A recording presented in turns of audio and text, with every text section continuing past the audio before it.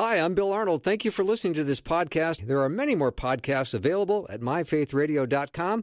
Your support makes this possible. Thank you. And now, the show that's in a relentless pursuit of reminding you that God is faithful. Oh, don't you know, it's the Bill Arnold Show.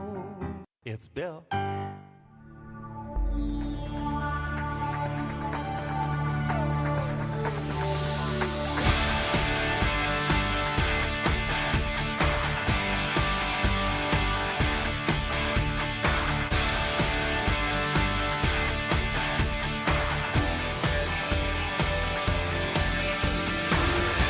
And a warm welcome to the Bill Arnold Show. I'm so glad to have Dr. Rebecca Rhee back with me today.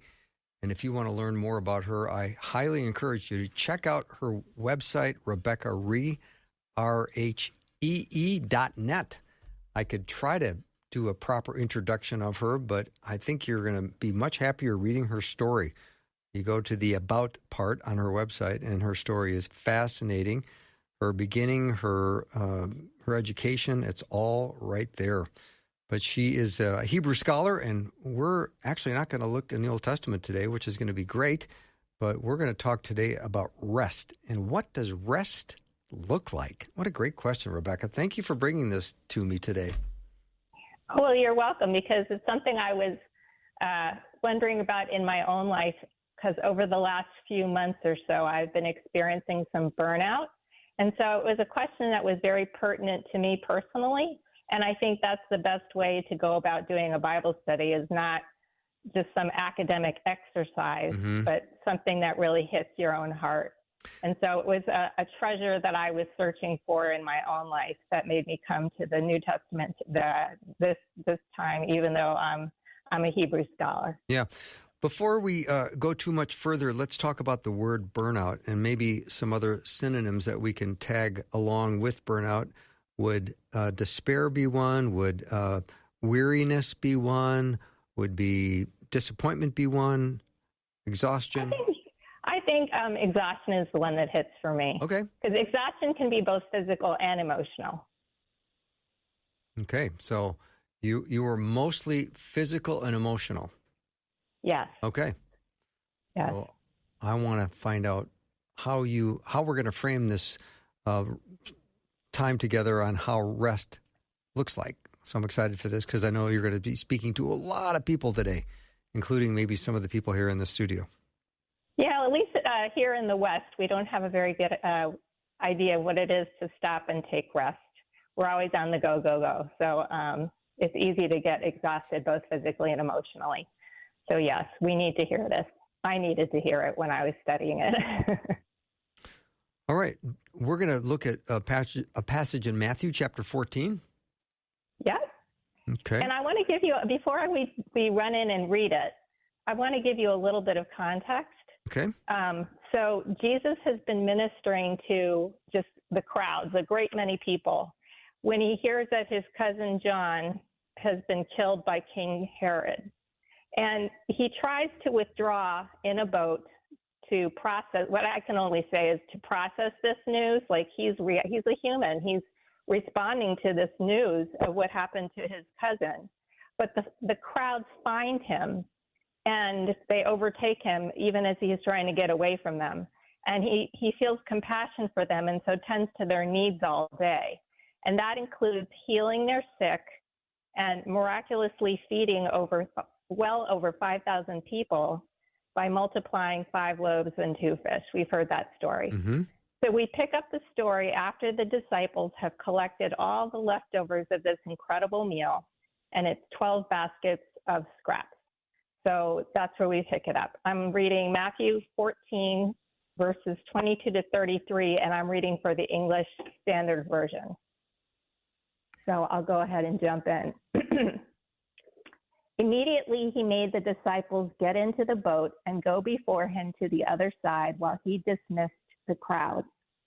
And after he had dismissed the crowds, he went up on the mountain by himself to pray. When evening came, he was there alone. But the boat by this time was a long way from the land, beaten by the waves, for the wind was against them. And in the 4th watch of the night, he came to them walking on the sea. But when the disciples saw him walking on the sea, they were terrified and said, "It is a ghost." And they cried out in fear. But immediately Jesus spoke to them, saying, "Take heart, it is I. Do not be afraid." And Peter answered him, "Lord, if it is you, command me to come to you on the water." He said, "Come." So Peter got out of the boat and walked on the water and came to Jesus. But when he saw the wind, he was afraid. And beginning to sink, he cried out, "Lord, save me." Jesus immediately reached out his hand and took hold of him, saying to him, "O you of little faith, why did you doubt?" And when they got into the boat, the wind ceased. And those in the boat worshiped him, saying, "Truly, you are the Son of God." Amen. Amen. Powerful. Yes. So today what I want to do is make 3 points about rest that we're going to draw from this passage. And when you read the passage, you might not think it directly addresses the topic of rest, but I chose it because the disciples start out from a place of exhaustion and they end up in a place of profound rest. And so I want to see if we can kind of follow the trajectory of their journey as they make that journey from exhaustion to rest. And I have 3 points to make that initially sound like bad news. And when we take a closer look, we're going to see that it's actually those 3 points are good news, not bad news. So if you hear me say something and immediately say, "Oh no," that's good. That's what I want you to feel at the beginning. Right. That's the desired response. Yes. So my first point is this. Rest is active, not passive. Now, why is this good news? Because initially it sounds like hard work, right? Rest being active. Like, I will find rest when I check off all the items on my list of what it takes to be a good Christian. If I go to church and pray for all the people I've promised to pray for, and I read my Bible and I give of my time and energy, it sounds exhausting, doesn't it? And it paints a picture of God as a stern taskmaster who wants us to earn the rest that we need from him. So that sounds like bad news, rest being active. But in fact, I think rest being active and not passive is actually good news. So let's take a look at Jesus as our example to see what he says about rest and what he does about rest in his own life. And fortunately for us, Jesus speaks directly about rest in Matthew 11:28. And I want you to have a listen. You can just sort of sit back and drink this in. He says, "Come to me, all who labor and are heavy laden, and I will give you rest. Take my yoke upon you and learn from me, for I am gentle and lowly in heart, and you will find rest for your souls. For my yoke is easy and my burden is light." Now, this is a passage that's very familiar to me, and I heard it in a different way this most recently when I stepped back up for a minute and listened closely, that the image Jesus is using for rest is that of a yoke. And that's an instrument of labor that takes two to wear it. He doesn't say that rest comes from having no yoke at all or no burden at all. He says it comes from having his yoke and his burden, which are easy and light, respectively. Wow, this is already a mic drop moment. That's really amazing. I've never thought of that before, Rebecca. Yeah. It's almost like he's acknowledging you're going to wear a yoke. Yeah. But which yoke? It's like the Bob Dylan song, right? Right. You're going to wear a yoke. It's just which yoke are you going to wear? Mm-hmm. And the work that he wants us to do is this, to connect ourselves to him and to pull our plow along with him. And if we do so, we will find rest for our souls. And so I did a little research by tapping my friends who are scholarly in the Greek sense. And I was told that the Greek word for soul there is psyche, which is not just a superficial thing. It's not just your physical self. It's your human. It's what makes a human being a human. It's a core, one's inner core, one's center, and it transcends the body. So it applies to rest in the here and now for one's core center. but it also applies to the rest that believers receive later on in heaven. So it's kind of a comprehensive, all-encompassing eternal rest that Jesus is talking about, not just a superficial rest. Mm-hmm. So it's like the rest of our salvation. That's what he's also talking about, which is amazing. So I confess that sometimes I wish Jesus had said, take my deluxe memory foam pillow upon you and bed out on the couch with me. That's my idea of resting, huh? And I think that sometimes he does offer that kind of rest, but it reassures me that I can be about the business of plowing my field and still find rest both now and later in heaven, Mm-hmm. that I'm on a trajectory of rest in this life. So that is what Jesus says about finding rest in him.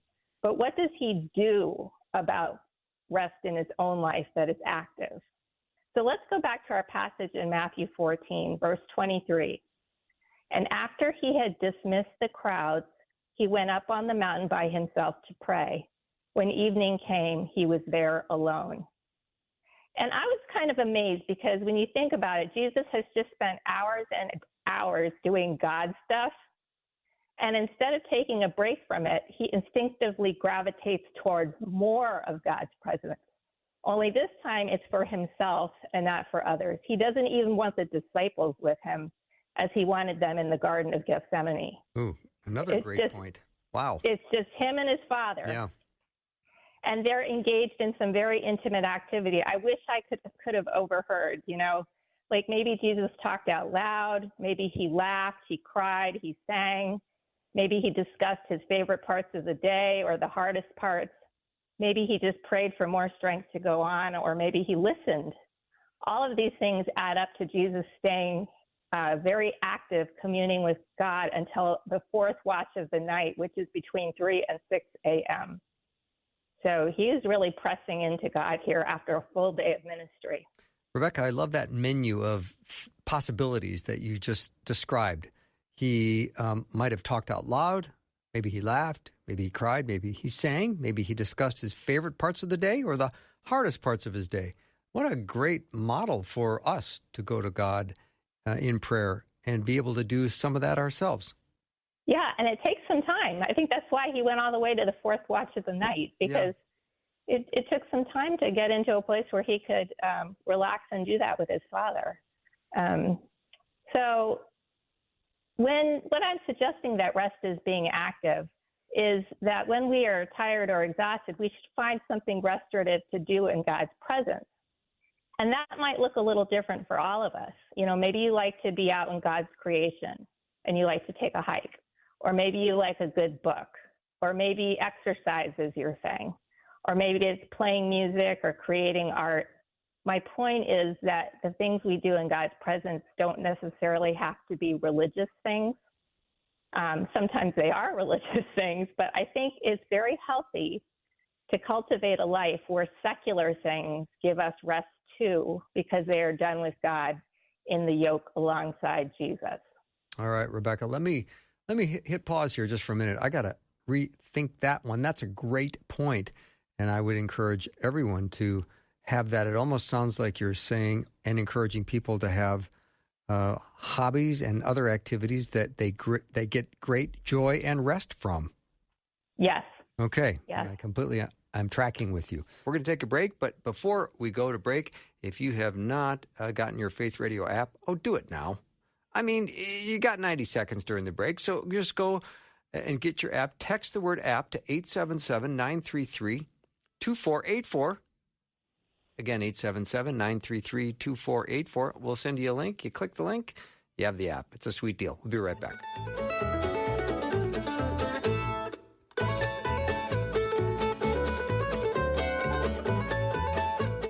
We carry each other's burdens. Please know you can bring us your prayer concerns and we will pray. Share your prayer requests with the Faith Radio team by texting or calling 877-933-2484 or share your prayer requests with the Faith Radio staff and listeners at myfaithradio.com.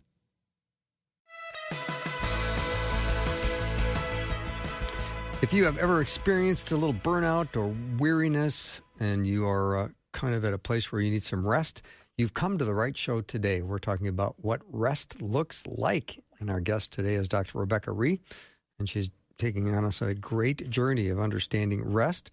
And that was such a great point you made before the break. And we're talking about rest being active, not passive, and doing something that's restorative. And to do it in God's presence. It's a great start, Rebecca. Yes, and it's if we can actually incorporate that into our lives, it's just world opening, if you know what I mean. And there's two little points that I want to make at this point about rest being active, and that being good news. And that is that first, sometimes you will need to come to a full stop. I mean, I think about it like Jesus actually fell asleep in the boat at one point with the storm raging all around him. He came to a full stop, and sometimes we will need to come to a full stop. But the second point I wanted to make about rest being active is this, that sometimes if you're caught in a storm and you don't seem to be making any progress out of it, it's not your fault.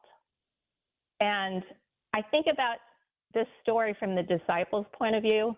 They spend all day, helping Jesus heal the sick, helping Jesus pass out the food, helping Jesus deal with the crowds. And then he commands them to get in the boat, and they get in the boat to go to the other side, and they run straight into the storm. And they're experienced fishermen, and they are having so much trouble coping with the storm. And they have done everything Jesus has commanded them to do. And that comforts me, because sometimes I feel like when I'm not making any progress and I'm in trouble, it's my fault. I haven't been following Jesus. And in fact, the opposite may be true. Maybe I've been following him very carefully, and I'm on the cusp of an amazing revelation about him. And he knows that, but I just have to stay on the path that I know he's opened up before me. Boy, another great point. So you're making one great point after another today. So let's see this most clearly in the example of Peter, that sometimes he's on the cusp of an amazing revelation. We can be on the cusp of an amazing revelation. That leads us to our second point. Peter's going to lead us to our second point, and that is rest is sometimes a profound risk. Now, that sounds like a downer, because in life, risk is usually something that we are trying to get away from, not head towards. So why is rest being risk why is that good news? Let's read from verse 26. But the disciples saw him walking on the sea, and they were terrified and said, "It is a ghost." And they cried out in fear. But immediately Jesus spoke to them, saying, "Take heart, it is I, do not be afraid." And Peter answered him, "Lord, if it is you, command me to come out to you on the water." And he said, "Come." So Peter got out of the boat and walked on the water and came to Jesus. But when he saw the wind, he was afraid, and beginning to sink, he cried out, "Lord, save me." Jesus immediately reached out his hand and took hold of him, saying to him, "O you of little faith, why did you doubt?" Now, I happen to think that Peter often gets a bad rap as a follower of Jesus, because people think he's too impulsive. I mean, he's the one that Jesus said, "Get thou behind me, Satan," to when Peter rebuked him for foretelling his suffering. And Peter denies even knowing Jesus when the moment to prove himself faithful comes. But here, I don't think Peter is being impulsive, or maybe not just impulsive. I think we have to remember that these men had been crying out in fear just seconds before, when they think Jesus is a ghost. But Peter, out of all of them, has the capacity to turn on a dime and go from fearful to courageous. And I think that maybe his fear runs so deep that he knows that nothing will really quell it unless he gets absolute proof that the phantom figure before him is really Jesus. He says, "If it is you, command me to come out to you on the water." Now, I was thinking, what if we said something similar in our own moments of being fearful? What if we said, "Lord, if it is you, command me to take this job that I'm afraid is over my head. Lord, if it is you, command me to raise this child whose needs overwhelm me. Lord, if it is you, command me to go on this missions trip to a foreign country. Lord, if it is you, command me to get help instead of denying that I'm stuck in a bad place. So deep, soul-piercing rest is for those who are willing to surrender themselves with abandon to whatever opportunity the Lord is placing before them. So good. So good, that is how rest is a profound risk. Wow. Mm-hmm. And I'll give you a personal illustration of this if you would like. I like those a lot. So a few years ago, I developed a phobia of driving on the highway because I had a negative experience. And it got so bad that I started to avoid the highway altogether. And this, as you can imagine, was making my world grow smaller and smaller and smaller. And finally, my doctor said, Rebecca, you've got to do something about this because it's limiting you so much. You don't want this to get out of hand. So what I did was I got in touch with an occupational therapist who specialized in driving. She had a special little car with 2 sets of brakes and, you know, all these little doohickeys on the car. And she slowly but surely got me driving on the highway again. And I haven't looked back since she helped me. But I remember how it felt at the very beginning when she basically put me in the middle of the storm. That storm was me having panic attacks behind the steering wheel.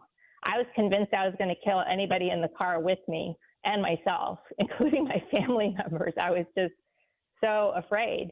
And it was only by getting behind the wheel again and actually driving those highways with her that I discovered that Jesus was a very present help in trouble. That was his moment of reaching out his hand to me and saying, why did you doubt? He was there in the car with me in a way that I did not even think about before. I kind of just took it for granted that he protected me, but I was really relying on him when I was scared out of my mind to start driving on the highway again. So, yeah, if you've ever had a panic attack, if any of my listeners have ever had a panic attack, you know what being swallowed by fear feels like. And I'm here to tell you that Jesus is a very present help in trouble and can answer that need of rest being a profound risk if you take that risk with him. I will say a big amen to that. Thank you for sharing that story, Rebecca. So rest is hard work. Rest is a profound risk. And third, rest is a pursuit that never ends. So that doesn't sound too good either. That sounds like a perpetual homework assignment, like rest is the task that never ends, the pursuit that never ends. And while we are on this earth, we know that we will never not need rest, both in the natural sense and in the supernatural sense. We will never not need the rest that the Lord specifically provides. And what do I mean by that? So in a natural sense, our lives will always be filled with things we need to do. And those things will require mental and physical energy that will need to be replenished. You know, the commercial of the Energizer Bunny that just keeps going and going and going, like that is not us. We are not, you know, we may try to fool ourselves into thinking that we're that way, but often we're just depleted and sleep deprived and at the end of our ropes and we can't function anymore. And we just keep pushing. So we're always going to need to have our stores replenished as long as we're human. In fact, that's almost the definition of being human, is that we're not inexhaustible. And Jesus had to put those clothes on. He had to feel what it was like to come to the end of himself, especially at the when he relinquished his life and when he gave himself up to suffering and death. He had to experience what that was like to completely be depleted of all of his power as the Son of God. So he knew that on a profound level. that it was a pursuit that would never end for him until he had entered into heaven, having died a gruesome death. So as the process of aging goes on, we're just going to need more and more rest. That's just part of being human too. We're just, as we get, our bodies get older, we're just going to need rest more. And I'm going to be 55 in a few days. And I can say, I mean, I'm staunchly middle-aged at this point, but I can tell that I'm different than when I was in my 20s. Mm-hmm. I feel it. So it's kind of a precursor of things to come. We're always going to need rest in a natural sense. And one of my examples here is my special needs parenting. So I have a 13-year-old son who's on the autism spectrum and mostly nonverbal. And taking care of him is definitely hard work, as any mom of any child will tell you. In my son's case, autism never takes a day off and never releases my husband and me from the extra effort we have to make to connect our son to the outer world and help him communicate better. And every now and again, he surprises us. Like one time he came up to me in the morning and he said, "Bus is here," just like that, "Bus is here," because I hadn't noticed that the bus had pulled up in front of our house. Or more recently, my son, I take him to horse therapy 3 times a week. And one day he just took the horse at the end of the lesson and led him into the stall all by himself on his own initiative. He just did it himself. And that surprised both his therapist and me because we never taught him to do that himself. He just followed his own example and did it. So things like this, you never know what's lurking right beneath the surface, and things like this give my ragged soul rest as I pursue the challenge of raising him every day. And I think about it, I collect those little scraps of breakthrough because they are the remnants of a miracle and help keep me going, like those disciples collecting the scraps of that miraculous meal Jesus gave the people.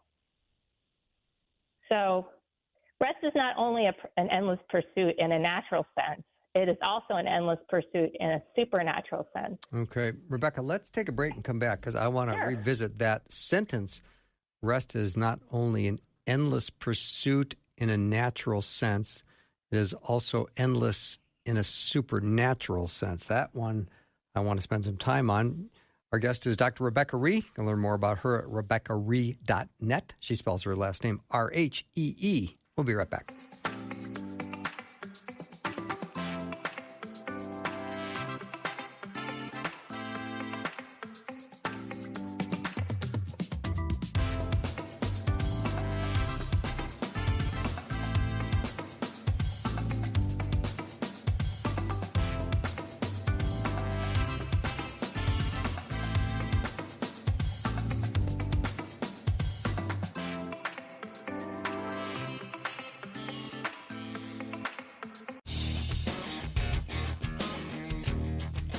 What does rest look like? That's our topic today with Dr. Rebecca Rhee.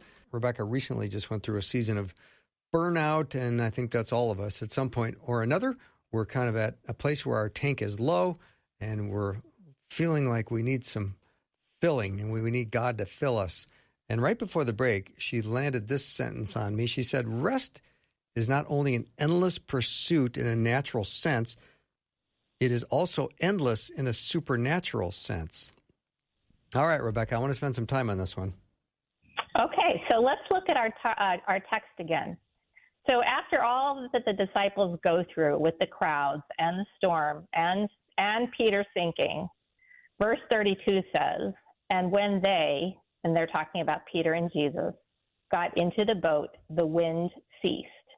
Verse 33, and those in the boat worshiped him, saying, truly, you are the Son of God. First of all, let me make a mini point, if I can make a mini point. And my little mini point is, I wondered why they didn't just say, and the disciples in the boat worshiped him. It says, and those in the boat. And I thought, maybe it's just to be more inclusive, that the writer is using very inclusive language, saying you don't have to consider yourself a full-blown disciple of Jesus. You just need to be close enough in the boat with him Wow. to have this experience. You're doing it again, Rebecca. This Can't is help it. outstanding. I love this. Yeah, those I've never read that and thought anything other than the disciples, but those in the boat. So, in other words, be one of those in the boat. Yeah. Stay close enough to see what happens. Yeah. Yep. So if I'm reading this text right, the ultimate form of rest is worship. And those in the boat or believers in Jesus will never stop pursuing that. And you know how when someone who is a believer, or maybe even not a believer, but when someone that we love dies, we say, rest in peace? Mm-hmm. Let me read you a passage that shows what resting in peace looks like for those who entrust themselves to the Messiah. Let me read it to you, and then I'll tell you where it comes from. After this, I looked, and behold, a great multitude that no one could number, from every nation, from all tribes and all peoples and languages, standing before the throne and before the Lamb, clothed in white robes and with palm branches in their hands, and crying with a loud voice, salvation belongs to our God, who sits on the throne, and to the Lamb. And that comes from Revelation 7, 9, and 10. So if we believe in Jesus and if we're in the boat with him, our pursuit of rest is endless in a supernatural sense because our worship of him is endless. Mm-hmm. Something we're going to want to experience in greater measure, both in this life and in the next life. It's something we'll just keep wanting to press into, like Jesus kept pressing into the presence of his Father. It's going to be something that we keep gravitating towards. Do you think the disciples in the boat that night heard in their spirit what they would have learned in the Psalms about that only God controls weather, and they just saw Jesus control weather?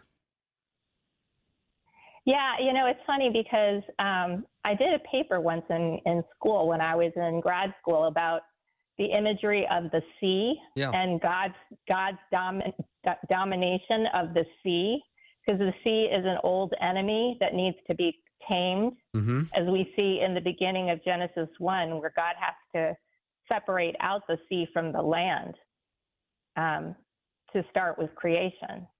So, and then Jesus walking on the sea is actually just another iteration of him, of God showing his dominion over the sea. Very good. So yeah. I think they had that kind of repertoire of imagery in their minds, I think, if you could say that, that they knew that. And does it not make you scratch your head a little bit when the storm is raging and Jesus is below asleep with his head on a pillow?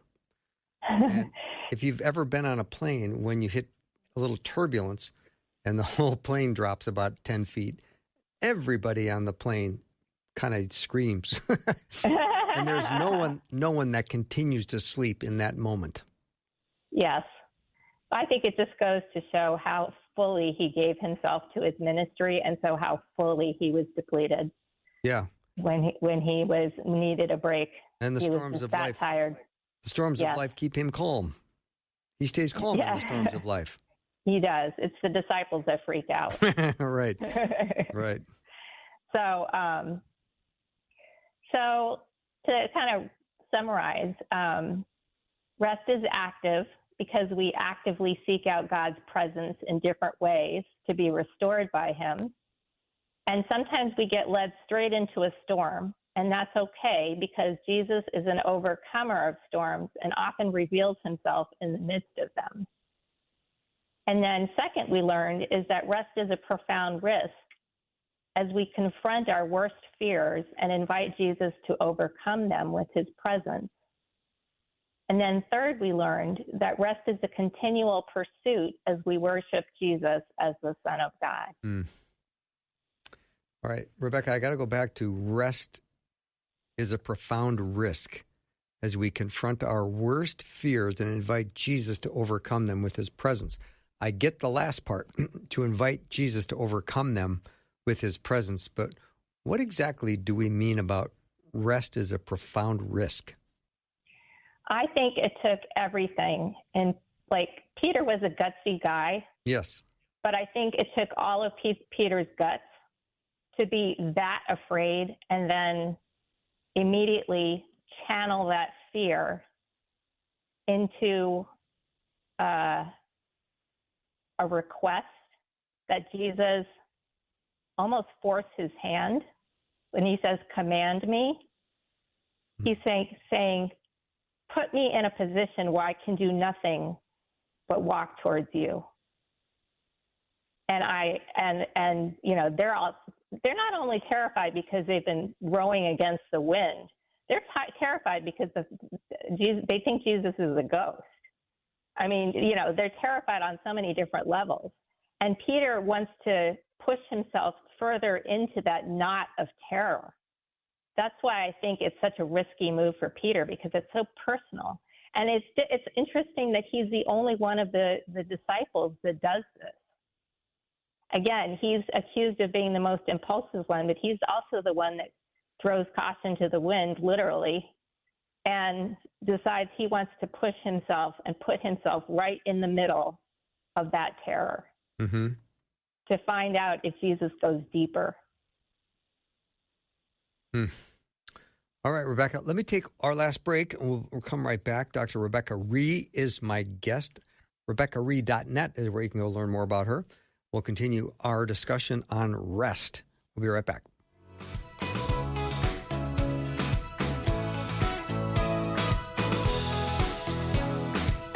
It is my deepest desire that you take the very first step of faith by placing your faith and trust in Jesus Christ. If you've got questions about what it means to begin a relationship with Jesus, text the word faith to 41224. I'm back with Dr. Rebecca Rhee. We're talking about what does rest look like. We all love rest, but Rebecca's giving us some incredible insight and perspective and counsel on rest. It is active. And of course, that's going to make everyone go, what? And one of the things I can't get out of my head, Rebecca, is this point you made about the image of Jesus that he uses for rest is that of a yoke, which you say is an instrument of labor that takes two to wear it. And you say that rest doesn't come from having no yoke at all or no burden at all. Rest comes from having his yoke and his burden. That's going in my brown paper bag that I'm taking home tonight. I'm gonna spend time with that one. That's so big. Yeah, I think if we had no yoke and no burden, we'd get ourselves into a lot of trouble that would ultimately lead us into a very exhausting place. And I loved your point about rest being a profound risk. I appreciate all of that. And that imagery you gave us of Peter saying to Jesus, if it is you, command me to come out to you on the water. And boy, how often would it be nice if we said, you know, Lord, if it is you, command me to do this or that, and give us that direct command. So that's really makes me think. Really good. All right, I'm kind of done fussing over you right now for that moment. It's just such great teaching. Well, I wanted to make one last little point, and that's this. So about why I felt like, remember at the beginning of the show, I talked about how the disciples start from a place of exhaustion, but end in a place of profound rest. Right. They end up in a place of profound rest because they end up in a place of worship, right? So I wanted to talk about a little bit about how worship mitigates exhaustion, because that's not an equation you would naturally make in your head, but that's what's happening to them, clearly. And I'll give you the example I was thinking of. So my husband and I happen to like the musician Lyle Lovett. He's half country and half jazz. Yeah, you have good taste. We've been following him for years. And last August, he came to where we live, and it was our 30th wedding anniversary, and my husband got us tickets. And that was all well and good. But you have to know something about me, which is I draw comfort from routine. Like I draw extreme comfort. In fact, sometimes my sense of safety and security rests too much on my routine. Like, okay, I have to put my son to bed early and then go to bed really early after him because we wake up so early in the morning to go through our routine to get him off to school. Mm-hmm. So, when the 8 o'clock hour hits, a series of events happens in my home that gets us all into bed on time so we can all get up on time. And if it starts getting a little too much past 8, my anxiety level starts going higher and higher and higher. And the thing was, this concert that was going to happen was way past 8 o'clock. Mm-hmm.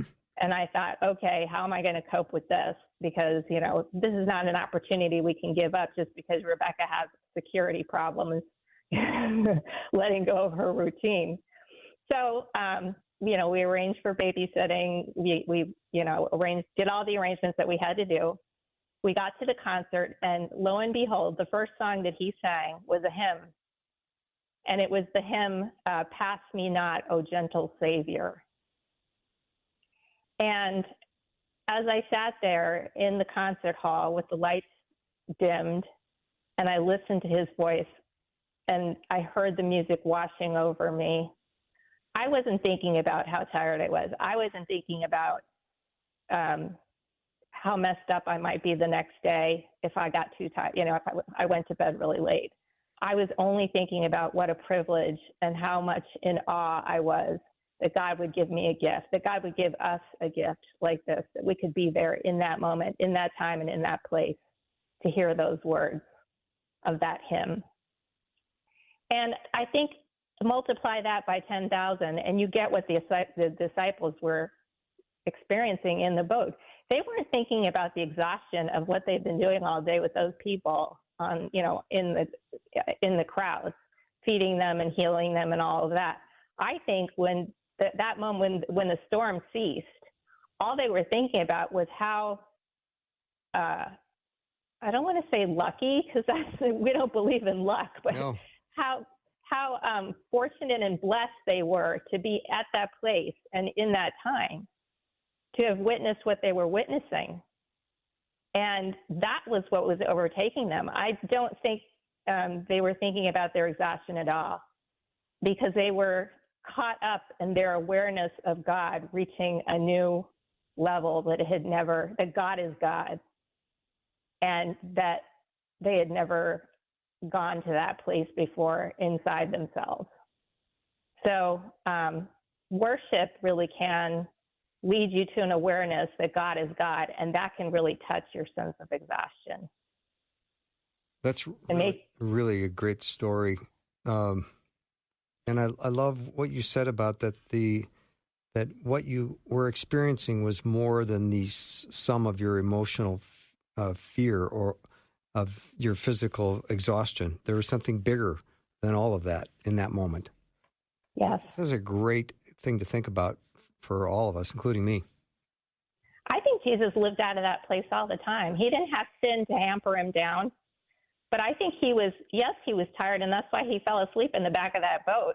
Yeah. But I think he was constantly being amazed that he got to be where he was at the time that he was, doing the will of his Father, and the joy that came for that. Because, the scripture says, for the joy set before him.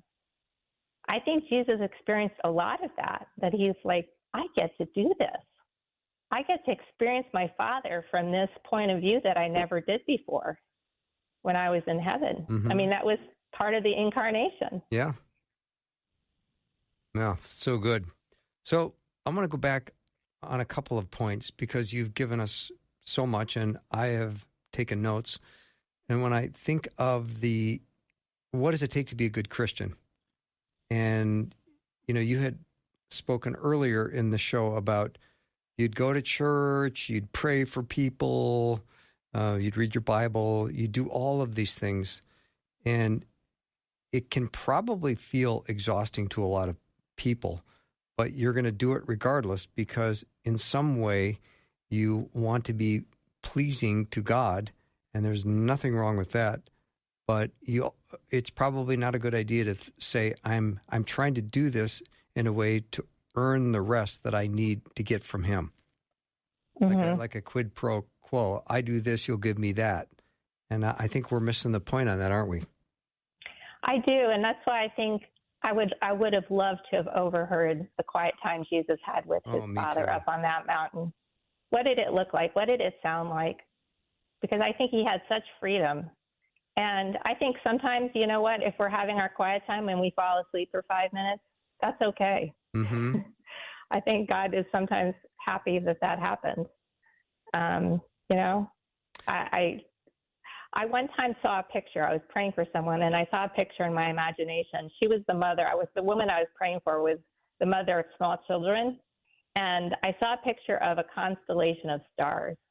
And I felt like the Lord was saying to me, tell her that a constellation of stars offers as much light as a single moon, meaning he knew she couldn't have these long, hour-long quiet times because she had these little ones to run after.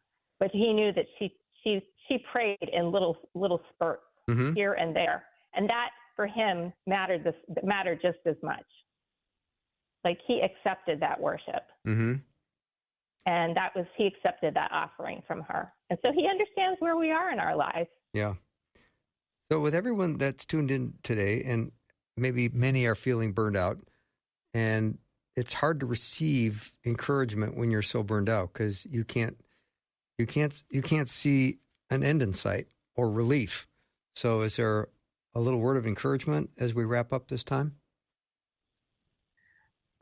I would just say Jesus well knows exhaustion. He really, really does. And there's no place that you can go and be tired that he won't just go with you.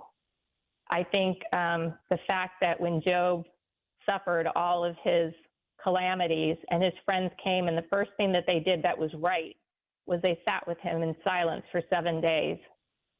I think sometimes we can just sit in silence with God, and that's okay. It's the same thing as picking up a tennis racket or playing your violin, like finding something restorative to do in God's presence. Sometimes it's just being there, or sometimes it's taking out a pencil and journaling in your journal just how discouraged you are, or finding someone to talk to. That's an offering too. And then to be reminded, Rebecca, that God designed us and built us this way to experience rest and seek it out. Yes. He rested on the seventh day, and he designed us in a way that we need our rest too. Yes, it should be built into our lives. Yeah. We really need to schedule it. Yeah. Well, you have encouraged me to go rest. Great. Really? I'm encouraged to go rest too. I just started guitar lessons, and I'm finding great rest in it. Wow. Good for you. Yeah. I like to practice, and it offers me rest. There's that restorative rest that you were talking about earlier. Yes. Yeah.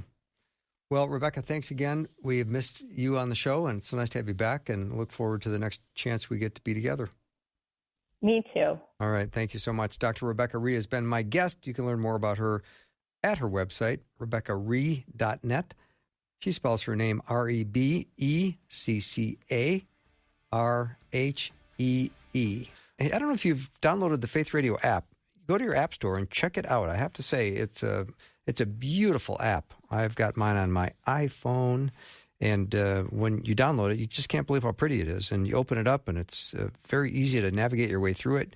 And you can listen to Faith Radio live, or you can just check out the podcast. It doesn't matter where you go. You can download if you've got that Faith Radio app. So give it a try. And if you don't like it, it's easy just to delete it off your phone, but I'm pretty sure you'll keep it. That wraps up our show for the day and for the week. Thank you for supporting Faith Radio. See you next week.